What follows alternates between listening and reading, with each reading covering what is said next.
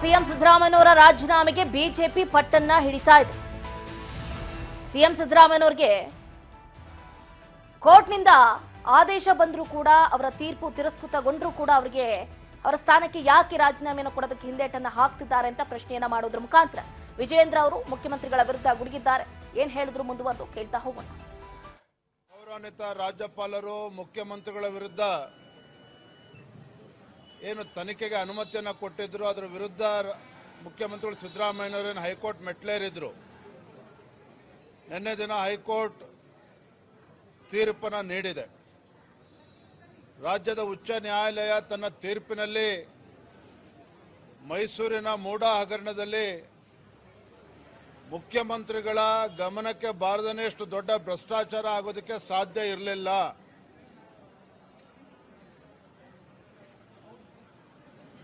ಕೇವಲ 4,600 square feet ಅಷ್ಟು ನಿವೇಶನ ಸಿಗಬೇಕಾಗಿತ್ತು ಕಾನೂನು ಪ್ರಕಾರ.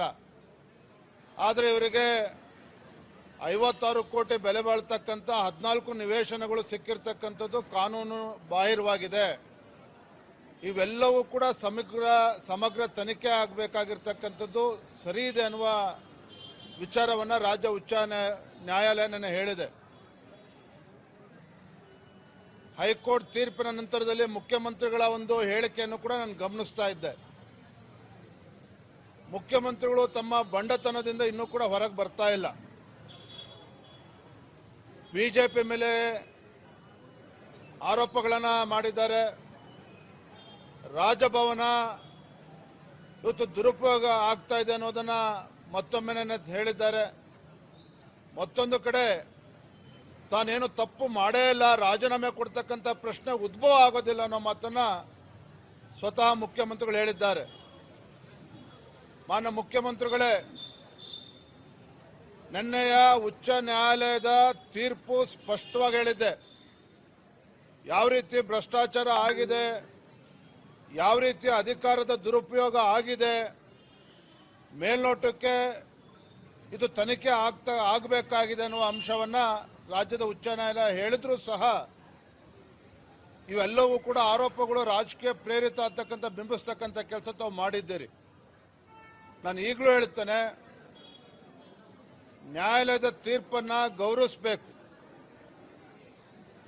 ಗೌರವಾನ್ವಿತ ರಾಜ್ಯಪಾಲರು ಮುಖ್ಯಮಂತ್ರಿಗಳ ವಿರುದ್ಧ ನ್ಯಾಯಾಲಯದ ತೀರ್ಪನ್ನ ಗೌರವಿಸಬೇಕು. ಹೈಕೋರ್ಟ್ ಹೇಳಿದ್ರೂ ಕೂಡ ಸಿಎಂ ಸಿದ್ದರಾಮಯ್ಯನವರು ಅವರ ಭಂಡತನವನ್ನ ಮಾತ್ರ ಬಿಡ್ತಾ ಇಲ್ಲ.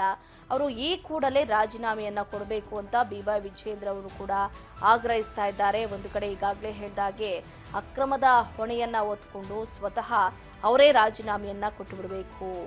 ರಾಜ್ಯಪಾಲರನ್ನ ನಿಂದಿಸಿದ್ದಾರೆ ಕಾಂಗ್ರೆಸ್ಸಿಗರು. ಅವರ ಬಗ್ಗೆ ಏಕವಚನದಲ್ಲೇ ಮಾತಾಡಿದ್ದಾರೆ. ಅಷ್ಟೇ ಅಲ್ಲದೆ ರಾಜ್ಯಪಾಲರು ಬಿಜೆಪಿಯ ಕೈಗೊಂಬೆ ಆಗಿದ್ದಾರೆ ಅನ್ನುವಂತಹ ಹೇಳಿಕೆಗಳನ್ನ ಕೊಡೋದ್ರ ಮುಖಾಂತರ ರಾಜ್ಯಪಾಲರಿಗೆ ಬಹಳ ನೋವನ್ನ ಉಂಟು ಮಾಡಿದ್ದಾರೆ. ಅದಕ್ಕೆ ಕಾಂಗ್ರೆಸ್ಸಿಗರೆಲ್ಲರೂ ಕೂಡ ಕ್ಷಮೆಯನ್ನ ಯಾಚಿಸಬೇಕು. ಈ ನಮ್ಮ ಹೋರಾಟಕ್ಕೆ ಇದು ಮೊದಲ ಹಂತದ ಜಯ ಅಂತ ವಿಪಕ್ಷಗಳು ಒಂದು ಕಡೆ ಬೀಗ್ತಾ ಇರೋದನ್ನ ಗಮನಿಸಬಹುದು. ಏನೇ ಆಗಿರ್ಬೋದು, ಮೂಡಾ ಪ್ರಕರಣ ಸಂಬಂಧ ಹೈಕೋರ್ಟ್ ತೀರ್ಪು ಹೊರಬಿದ್ದಿದ್ದು ಅಕ್ರಮದ ನೈತಿಕ ಹೊಣೆಯನ್ನ ಹೊತ್ಕೊಂಡು ಸಿದ್ದರಾಮಯ್ಯನವರು ಅವರ ಮುಖ್ಯಮಂತ್ರಿ ಸ್ಥಾನಕ್ಕೆ ರಾಜೀನಾಮೆಯನ್ನ ಕೊಡಬೇಕು ಅಂತ ವಿಪಕ್ಷಗಳು ಪಟ್ಟನ್ನ ಹಿಡಿದಿವೆ. ಆ ಪಟ್ಟನ್ನ ಬಿಡುವಂತೆ ಕಾಣ್ತಾನೆ ಇಲ್ಲ. ತೀರ್ಪು ಪ್ರಕಟ ಆಗ್ತಾ ಇದ್ದಂತೆ ಬಿಜೆಪಿ ಕಚೇರಿಯಲ್ಲಿ ಪತ್ರಿಕಾಗೋಷ್ಠಿಯನ್ನು ಕೂಡ ನಡೆಸಿದ್ರು. ಬಿಜೆಪಿ ರಾಜ್ಯಾಧ್ಯಕ್ಷರಾದಂತಹ ಬಿವೈ ವಿಜಯೇಂದ್ರ ಮುಖ್ಯಮಂತ್ರಿ ಸಿದ್ದರಾಮಯ್ಯನವರು ರಾಜ್ಯ ಹೈಕೋರ್ಟ್ನ ತೀರ್ಪನ್ನ ಗೌರವಿಸಿ ಅಕ್ರಮದ ಹೊಣೆಯನ್ನ ಹೊತ್ತು ನೈತಿಕತೆಗಾಗಿ ಗೌರವಯುತವಾಗಿ ರಾಜೀನಾಮೆಯನ್ನ ಕೊಡಬೇಕು. ಮೂಡಾ ಹಗರಣದಲ್ಲಿ ಮುಖ್ಯಮಂತ್ರಿ ಸಿದ್ದರಾಮಯ್ಯನವರ ವಿರುದ್ಧ ತನಿಖೆಗೆ ಅವಕಾಶವನ್ನ ಕೊಟ್ಟಿದ್ದ ಮಾನ್ಯ ರಾಜ್ಯಪಾಲರ ಕ್ರಮವನ್ನ ರಾಜ್ಯ ಹೈಕೋರ್ಟ್ ಎತ್ತಿ ಹಿಡಿದಿದೆ.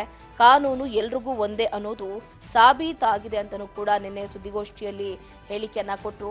ಏನೇ ಆಗಿರಬಹುದು, ತೀರ್ಪನ್ನ ಗೌರವಿಸಿ ಗೌರವಯುತವಾಗಿ ಸಿಎಂ ಸಿದ್ದರಾಮಯ್ಯನವರು ರಾಜೀನಾಮೆಯನ್ನ ಕೊಡಬೇಕು. ಇಲ್ಲ ಅಂತಂದ್ರೆ ನಾವು ಮುಂದಿನ ದಿನಗಳಲ್ಲಿ ಉಗ್ರವಾದಂತಹ ಹೋರಾಟವನ್ನ ಕೈಗೊಳ್ತೀವಿ. ಕಾನೂನಿನ ಎದುರು ಎಲ್ಲರೂ ಒಂದೇ.